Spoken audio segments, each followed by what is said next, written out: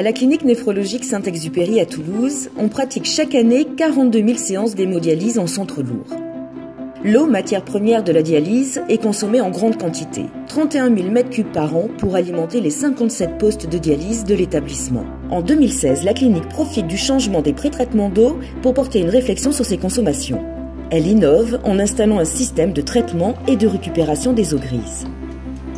On est allé sur des systèmes qui sont aujourd'hui vulgarisés, mais qui sont tout chaleur, qui permettent de limiter en fait l'utilisation de produits chimiques et d'améliorer évidemment la qualité des effluents. Et à partir de là, on a envisagé de récupérer les eaux grises pour avoir un système de distribution et de recyclage de ces eaux grises à l'intérieur de notre bâtiment. Ici, nous sommes dans une salle de traitement d'eau de la clinique Saint-Exupéry. Nous avons sur site 2 traitements d'eau. Celui-ci, c'est le plus important. Il est censé alimenter les 5 salles de dialyse. Ici, succinctement, on peut parler de ce module-ci, c'est le pré-traitement. Donc nous avons l'eau d'arrivée, l'eau du réseau brut, avec un système de pré-traitement, filtration amont. Nous avons 2 adoucisseurs en parallèle, un filtre charbon actif, avec une filtration fine 1 micron. Et après, nous passons sur cet élément, on appelle ça un biosmoseur, qui est tout chaleur. C'est au niveau de ce biosmoseur que le système de récupération d'eau grise est installé. Comment ça marche? En sortie du pré-traitement d'eau, l'eau est envoyée vers le biosmoseur, 2100 litres par heure. Lors du traitement, ce biosmoseur produit, recycle et rejette de l'eau. L'eau produite est totalement pure pour alimenter les postes de dialyse. L'eau recyclée est réinjectée par un système de boucle dont le circuit de l'osmoseur.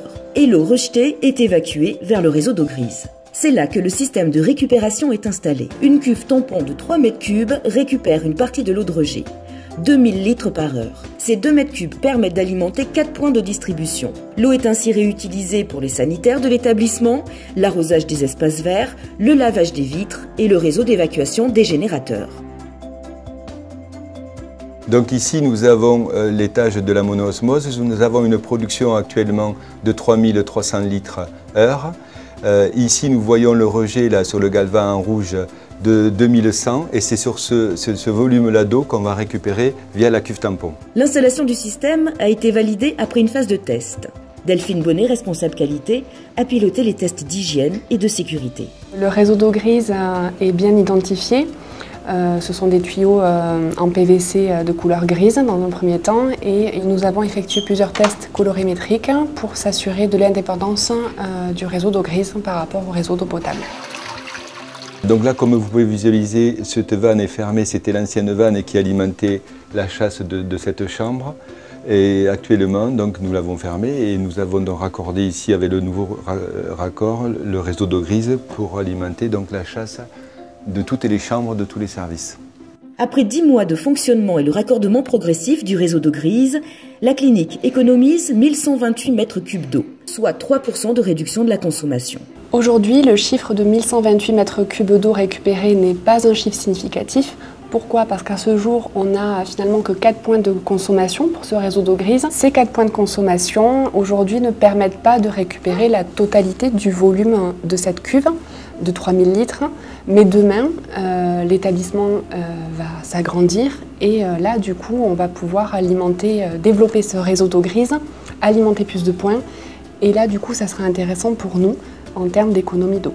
Des économies qui permettent d'amortir les 30 000 € de coûts d'installation en 5-6 ans. En attendant, la clinique continue d'agir sur ces réductions de consommation d'eau. Prochaine innovation du côté des urgences néphrologiques. Sur ce service-là aujourd'hui, il arrive qu'on ait une séance à réaliser et nos traitements d'eau aujourd'hui consomment et produisent de manière aveugle pour 57 postes de dialyse alors que notre besoin réel est seulement pour un seul ou 2 patients.